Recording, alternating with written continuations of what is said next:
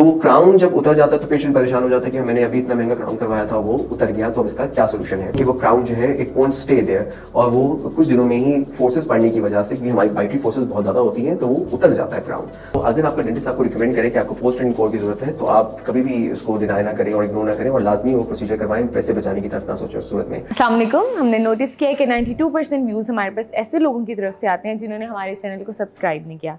तो आज हम मरहम की तरफ से आपके पास रिक्वेस्ट करने आए हैं कि आप हमारे चैनल को सब्सक्राइब करें ताकि हम और इन्फॉर्मेटिव कंटेंट और अच्छे डॉक्टर्स अपने प्लेटफॉर्म पर ला सकें। Thank you. अस्सलाम वालेकुम, this is doctor Syed Imran sir, dental surgeon Lahore, practising मॉर्टन ब्रेडेंशिया। We have 2 branches in Lahore. आज का हमारा टॉपिक है post and core treatment.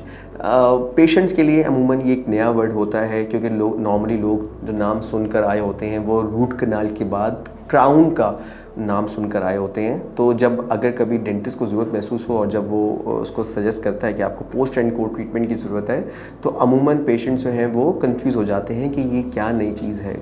Basically ये नई चीज़ नहीं है, ये बहुत एक पुराना प्रोसीजर है और कई सालों से होता हुआ आया है। इसका मकसद ये होता है कि समटाइम्स जब आपका दांत बहुत ज़्यादा डैमेज हुआ हो रूट कनाल के बाद, और अगर हम उसके ऊपर क्राउन कर दें तो वो चांसेस ये हैं कि वो क्राउन जो है इट वोंट स्टे देयर और वो कुछ दिनों में ही फोर्सेस पड़ने की वजह से, क्योंकि हमारी बाइटरी फोर्सेस बहुत ज़्यादा होती हैं, तो वो उतर जाता है क्राउन।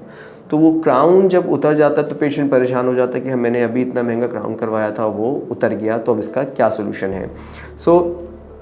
डेंटिस्ट को जब ज़रूरत महसूस होती है तो वो आपको सजेस्ट करता है कि आपको रूट कनाल के बाद पोस्ट एंड कोर ट्रीटमेंट करवाना है।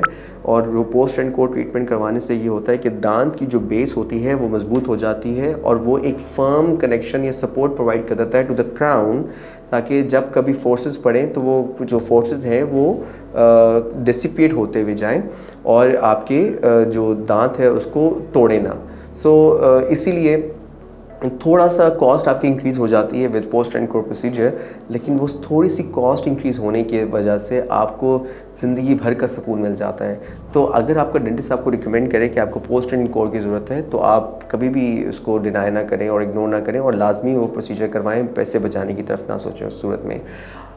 ऐसा भी होता है समटाइम्स कि हम जब पोस्ट एंड कोर ट्रीटमेंट करते हैं तो डेंटिस्ट को महसूस होता है कि इसी से ही इतनी स्ट्रेंथन हो गया है टूथ, तो हमें शायद क्राउन की ज़रूरत नहीं है समटाइम्स। तो वो फिर आपका डेंटिस्ट आपको रिकमेंड कर सकता है कि आपको क्राउन की ज़रूरत ही नहीं है, आप पोस्ट एंड कोर करवा के ही आपका बिल्डअप करके टूथ आपका बिल्कुल सेफ किया जा सकता है। इन दैट केस आपका प्रोसीजर और इकनॉमिकल हो जाता है, इनफैक्ट क्राउन से भी ज़्यादा इकनॉमिकल हो जाता है और वो बड़ा लॉन्ग लास्टिंग भी रहता है। हमेशा अपने जो क्रेडिबल डेंटिस्ट है उसकी ओपिनियन को बड़ा इंपॉर्टेंस दिया करें इस बारे में।